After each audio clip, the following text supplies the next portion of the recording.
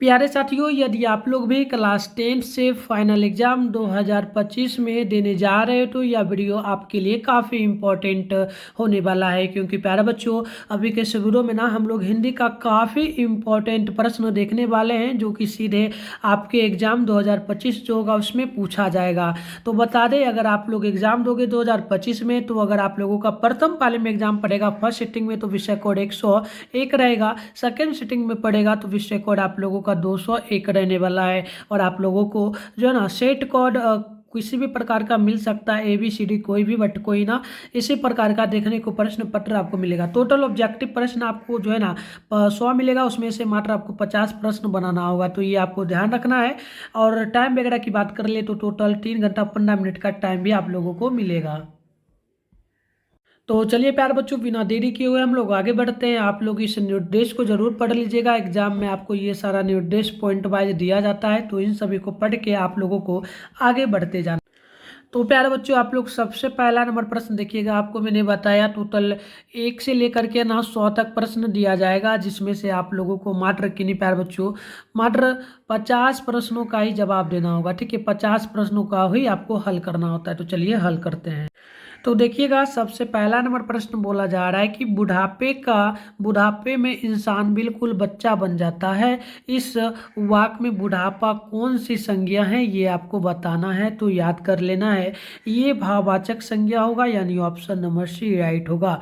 आगे बढ़ेंगे। 2 नंबर प्रश्न बोला जा रहा है कि विशेषण के मुख्यतः कितने भेद होते हैं, तो याद रखिएगा इसके टोटल 4 भेद होते हैं, यानी ऑप्शन नंबर ए राइट होगा।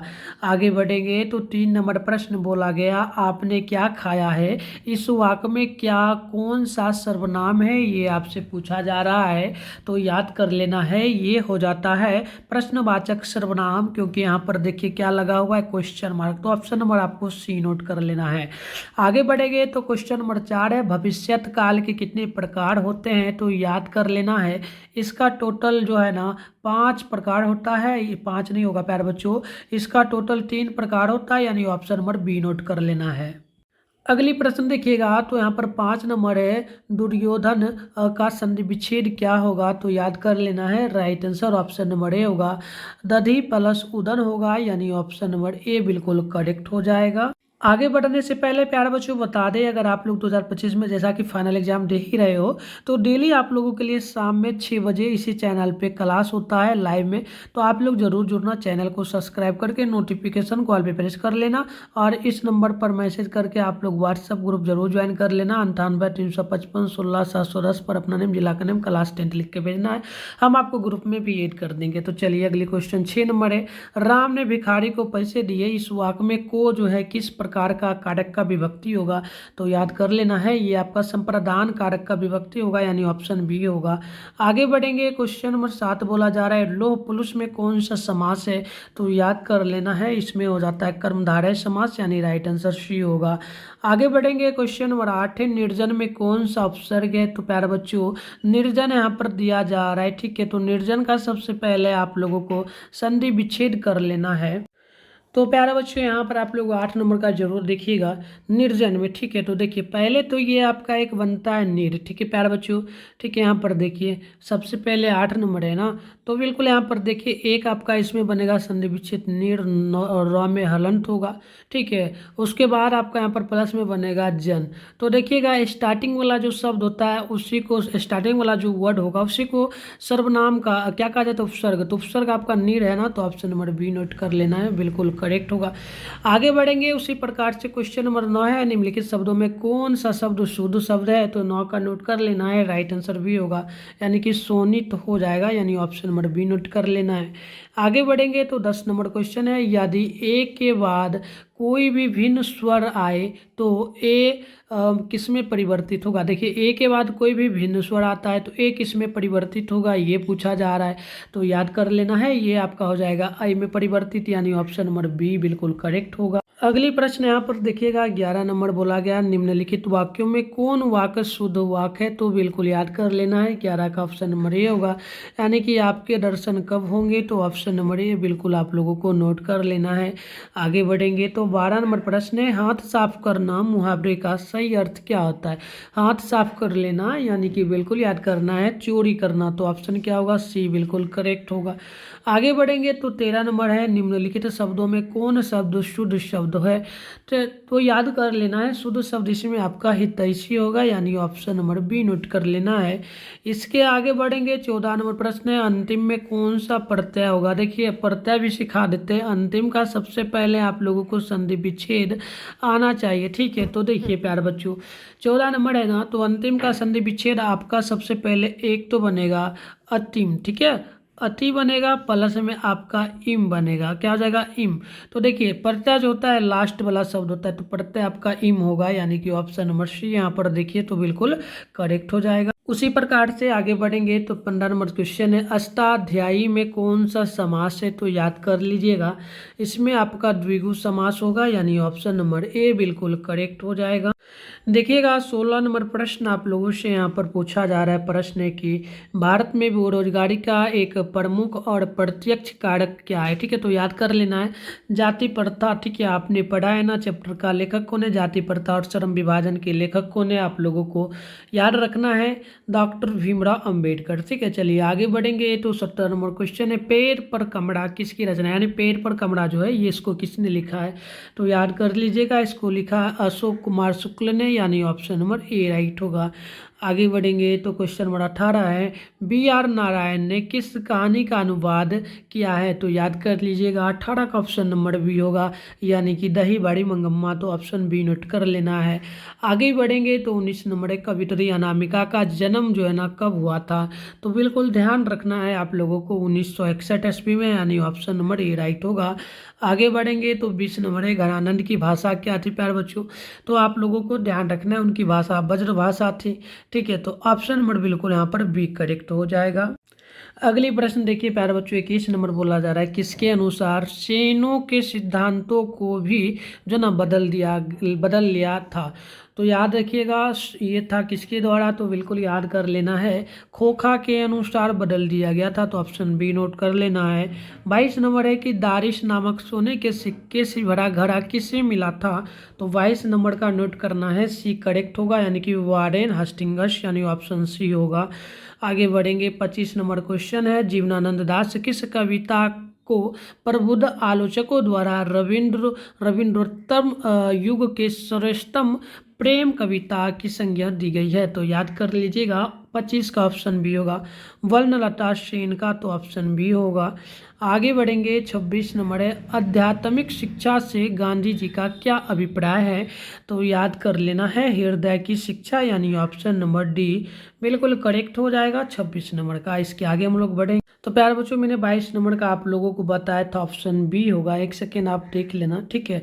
22 नंबर का देखना प्यारे बच्चों 22 का जो आंसर होगा ना आप लोगों को नोट कर लेना है राइट आंसर बिल्कुल 22 नंबर का, ठीक है। चलिए यहाँ देखिए 22 नंबर का जो आंसर होगा ना आप लोगों को नोट कर लेना है ऑप्शन नंबर बी होगा हरकस, ठीक है। इसके बाद आगे बढ़ेंगे तो देखिए 23 नंबर क्वेश्चन है धाते विश्वास किस भाषा से अनुदित है, तो याद कर लेना है 23 का ऑप्शन नंबर सी होगा, यानी कि उड़िया भाषा से, तो ऑप्शन सी करेक्ट होगा। 24 नंबर क्वेश्चन है दूर चट्टानों की ठंडी गोद में किस कविता की पंक्ति है, ये किस कविता की पंक्ति है, तो याद कर लेना है ये हो जाएगा आपका रेनन मारिया लिक्के के द्वारा, तो राइट आंसर डी करेक्ट हो जाएगा।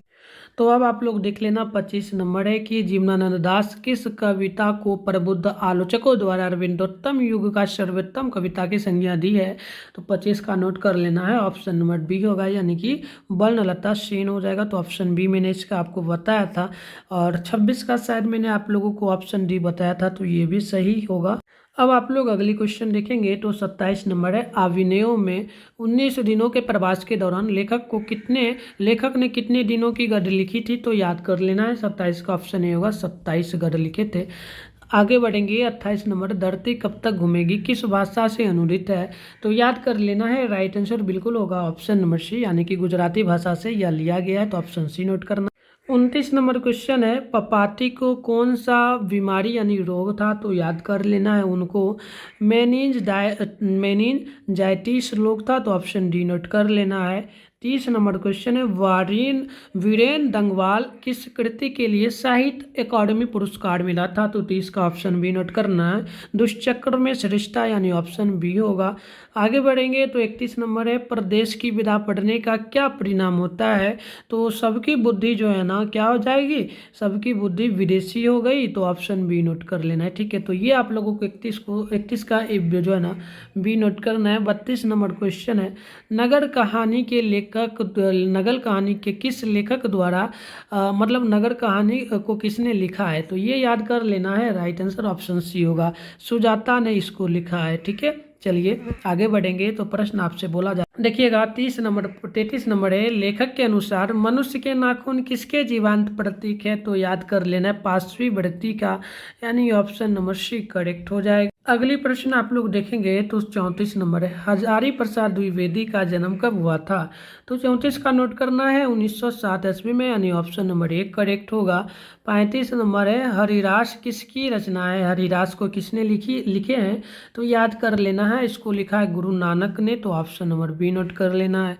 36 नंबर है, लक्ष्मी के बड़े पुत्र का क्या नाम था, तो याद कर लेना है। राइट आंसर बिल्कुल ऑप्शन जो है ना ये होगा, यानी कि अच्युत हो जाएगा, तो ऑप्शन ए नोट कर लेना है। 37 नंबर है, एक वृक्ष की हत्या कविता में किस शहर को किससे बचाने की बात की जा रही है, तो नादिरों के द्वारा, यानी कि जो पेड़ काटने वाले होते लक्कड़हारे उनसे बचाने की बात की जा रही है, तो ऑप्शन सी होगा। 38 नंबर है, गांधी जी का दक्षिण अफ्रीका प्रवास कब से कब तक चला था, यानी कब गए और कब लौट के आए थे, तो याद कर लेना है। लगभग उनका प्रवास जो था 1893 से लेकर के 1914 के बीच तक चला था, तो ऑप्शन नंबर ए बिल्कुल करेक्ट हो जाएगा। 39 नंबर क्वेश्चन आप देखेंगे, जब पंडित बिरजू महाराज को संगीत नाटक अकादमी अवार्ड मिला तब उनकी उम्र क्या थी, तो याद कर लीजिएगा। लगभग उनकी उम्र जो थी 27 वर्ष थी, यानी ऑप्शन ए होगा। आगे बढ़ेंगे 40 नंबर है, कवि ने माली मालिन किसे कहा है, तो याद कर लेना है राधा कृष्ण को कहा है, तो राइट आंसर ऑप्शन सी होगा। नेक्स्ट क्वेश्चन 41 नंबर है, मंगू के अलावा उनकी माँ की कितनी संतानें थी, यानी मंगू के अलावा माँ की कितनी संतानें थी, ये आपसे पूछी गई है, तो याद कर लेना है लगभग 3 संतानें थी, मंगू को लगा कर कहें तो 4 थी। 42 नंबर है, अज्ञेय का ना जन्म कब हुआ था, ठीक है, तो याद कर लेना है बादशाहयान अज्ञेय इनका पूरा नाम भी होता है, तो याद कर लेना है। ठीक है, तो चलिए 42 का राइट आंसर ऑप्शन बी होगा 1911 में, तो ऑप्शन बी नोट कर लेना है। 43 नंबर क्वेश्चन है, दिनकर को किस कृति के लिए ज्ञानपीठ पुरस्कार मिला था, तो 43 का राइट आंसर सी होगा। उर्वशी के लिए तो ऑप्शन सी नोट कर लेना है। चलिए यहाँ पर देखिएगा 44 नंबर है, नौबत खाने में इबादत साहित्य की कौन सी विधा में है, तो याद कर लेना है 44 का right answer option number C होगा, यानी कि व्यक्ति चित्र होगा, तो ऑप्शन सी नोट कर लेना है। 45 नंबर है, पंडित बिरजू महाराज लखनऊ घराने की किस पीढ़ी के कलाकार थे, तो याद कर लेना है 45 का ऑप्शन नंबर बी होगा, यानी कि 7वीं पीढ़ी का, तो ऑप्शन बी नोट कर लेना है। 46 नंबर क्वेश्चन बोला जा रहा है, सीता के बेटों ने सीता को कितने रुपये महावरी, जब महावरी का मतलब होता है कि पीरियड होना, ठीक है, पीरियड के खर्च के लिए कितने रुपये दिया था उनको खर्च करने के लिए, तो याद कर लेना है 46 का ऑप्शन ए होगा, यानी कि 50 रुपये लगभग दिया था। चलिए आगे बढ़ेंगे तो 47 नंबर क्वेश्चन है कि उत्तर भारत से नागरी लिपि के लेख कब से मिलना प्रारंभ हुआ था, ठीक है, तो याद कर लेना है प्यारे बच्चों, लगभग जो है ना ये मिलना 8वीं सदी से प्रारंभ हुआ था, तो ऑप्शन ए बिल्कुल करेक्ट हो। 48 नंबर आप लोग क्वेश्चन देखेंगे तो बोला गया बहादुर पर कितने रुपये चोरी करने का इल्ज़ाम यानी कि आरोप लगा था, ठीक है, तो लगभग प्यारे बच्चों याद कर लेना है ऑलमोस्ट जो था 11 रुपये का, ठीक है, तो ऑप्शन नंबर आप लोग वी को देखेंगे तो बिल्कुल सही होगा। आगे बढ़ेंगे 49 नंबर है, भारत माता कविता में भारत का कैसा चित्र प्रस्तुत किया गया है, तो आप लोगों को याद कर लेना है लगभग प्यारे बच्चों ये हो जाता है यथा तत्व, यानी यथा तत्व का अर्थ होता है माते की मूर्ति, ठीक है। चलिए आगे बढ़ेंगे तो क्वेश्चन नंबर 50 से जातीय अस्मिता की दृष्टि से इतिहास इतिहास का प्रभाव कैसा है, तो याद कर लेना है। लगभग प्यारे बच्चों ये आपका हो जाता है विच्छिन्न और अविच्छिन्न दोनों, तो ऑप्शन नंबर सी राइट होगा।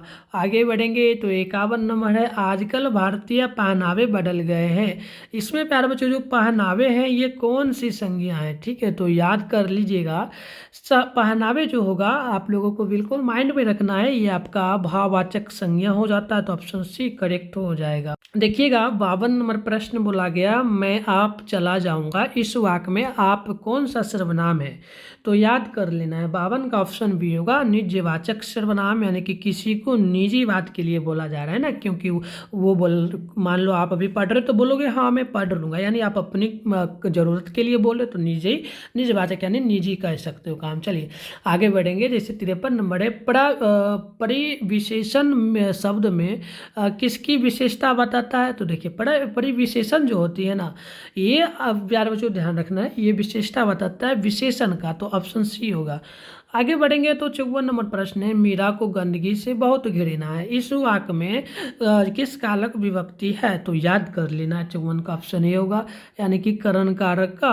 आगे बढ़ेंगे तो यहाँ पर 55 नंबर है, भूतकाल कितने प्रकार के होते हैं, तो याद कर लेना है भूतकाल टोटल होता है 6 प्रकार का, तो ऑप्शन डी नोट कर लेना है। आगे बढ़ेंगे तो 56 नंबर है, व्यायाम का संधि विच्छेद क्या होगा, ठीक है प्यारे बच्चों, तो व्यायाम का संधि विच्छेद आप लोग फटाफट से हमें कमेंट बॉक्स में बताइए क्या हो सकता है, तो बिल्कुल याद कर लेना है, ये आपका एक तो बनेगा वी प्लस में पड़ेगा आयाम, यानी कि आप लोग बताओ ऑप्शन कौन सा दिया गया, फटाफट से 56 नंबर का ऑप्शन आप लोग हमें बस कमेंट कर दो। तो चलिए आगे बढ़, तो आगे बढ़िएगा 57 है, नीरव का संधि विच्छेद करके आप लोगों को बतलाना है, तो देखिए नीरव का संधि विच्छेद बिल्कुल आप नोट करेंगे निह प्लस रव, यानी ऑप्शन भी करेक्ट होगा।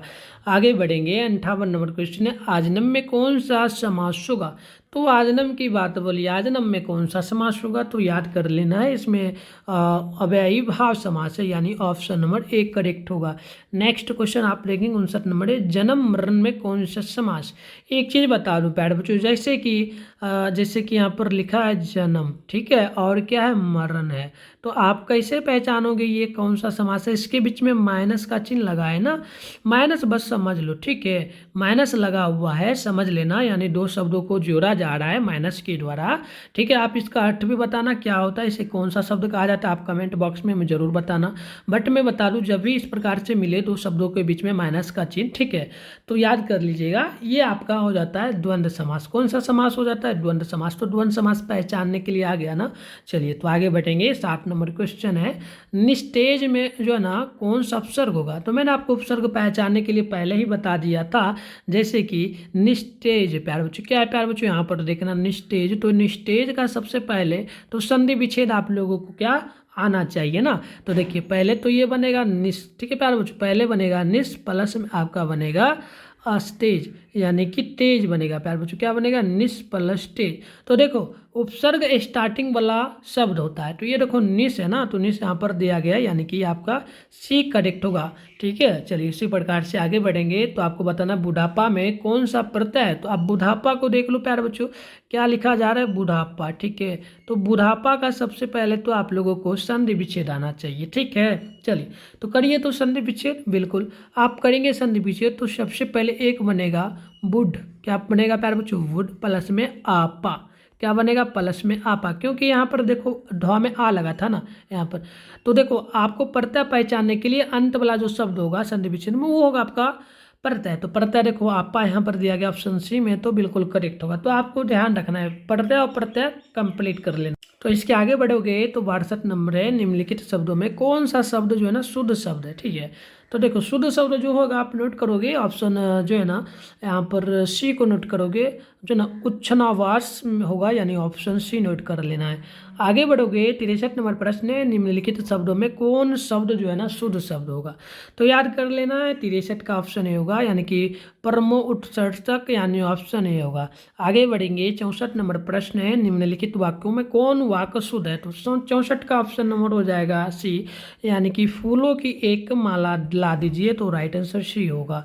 उसी प्रकार से 65 नंबर प्रश्न को देखेंगे, तो प्रश्न आप लोगों से बोला गया, अकल पर पत्थर पड़ना, मुहावरे का अर्थ क्या होगा, अकल अकल पर पत्थर पड़ना यानी कि बुद्धि क्या आ जाता है, भ्रष्ट होना। तो राइट आंसर डी नोट कर लेना है। ये भी बहुत सारा प्रश्न पूछा जाता है मुहावरे का अर्थ, तो आप लोगों को अगर आता है समझने के लिए मुहावरे का अर्थ तो आप बिल्कुल 5 नंबर तो इसी से उठा लोगे। ठीक है, चलो तो 65 का हो गया ऑप्शन नंबर डी। आगे बढ़ोगे तो 66 नंबर है, आधुनिक सभ्य समाज श्रम विभाजन को आवश्यक क्यों मानता है। तो याद कर लेना है, बिल्कुल यहाँ पर जो है ना ऑप्शन ए होगा कार्य कुशलता के लिए। तो राइट आंसर ऑप्शन ए हो जाएगा।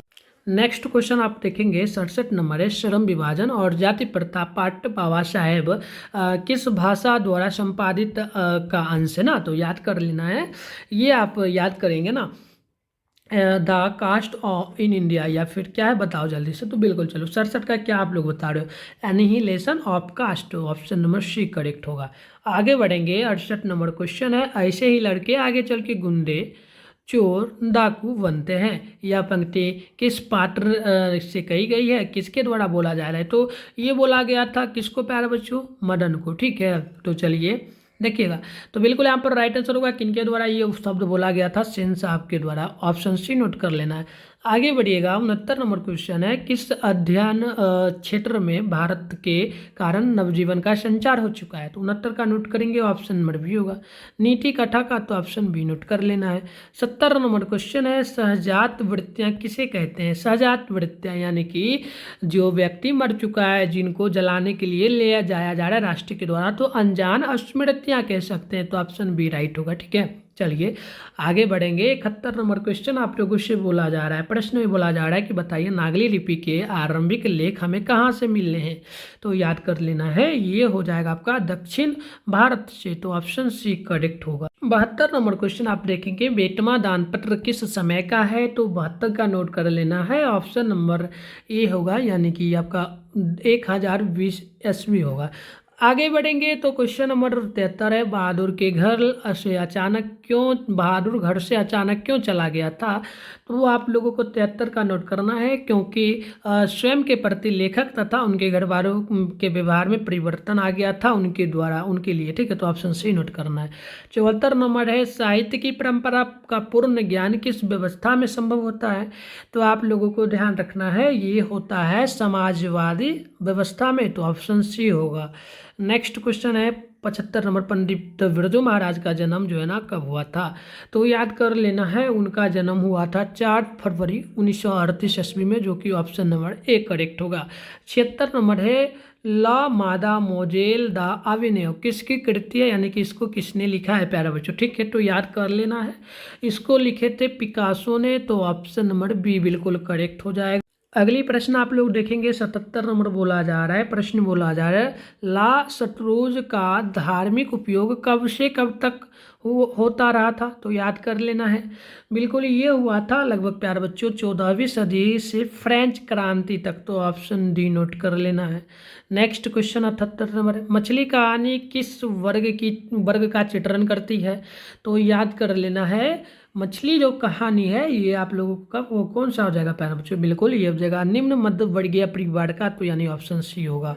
नेक्स्ट क्वेश्चन 69 नंबर है, 79 नंबर है कि बिस्मिल्लाह खां के साथ किस मुस्लिम पर्व का नाम जुड़ा हुआ है। तो आपको याद रखना है मुहर्रम, यानी ऑप्शन नंबर डी बिल्कुल करेक्ट होगा। ठीक है, चलिए आगे बढ़ते हैं। 80 नंबर क्वेश्चन है, महात्मा गांधी के अनुसार उदात्त और बढ़िया शिक्षा, ठीक है, उदात्त और बढ़िया शिक्षा क्या है प्यारे बच्चों, कोई किस प्रकार का होना चाहिए। तो याद कर लेना है, बिल्कुल ये आप लोगों का जो होगा ये होगा अहिंसक प्रतिरोध, यानी ऑप्शन सी करेक्ट होगा। अगली प्रश्न आप लोग 81 नंबर देखेंगे, वाणी विष के समान कब हो जाती है। तो राम नाम के बिना। ठीक है, तो ये आप लोगों को ऑप्शन ये नोट कर लेना है। नेक्स्ट क्वेश्चन 82 नंबर है कि रसखान के रचनाकार के समय किसका राज्यकाल था। तो नोट कर लीजिएगा, ये लगभग हो जाता है जहांगीर के द्वारा। तो ऑप्शन सी होगा। अगली क्वेश्चन 83 नंबर है, कवि ने परंजा किसे कहा है। तो 83 का नोट कर लेना है, ये कहें बादल को। तो ऑप्शन सी करेक्ट होगा। नेक्स्ट क्वेश्चन है 84 नंबर की प्रेमघन अपना आदर्श किसे मानते हैं। तो याद कर लेना है, ये मानते हैं भारतेंदु हरिश्चंद्र जी को। तो ऑप्शन डी होगा।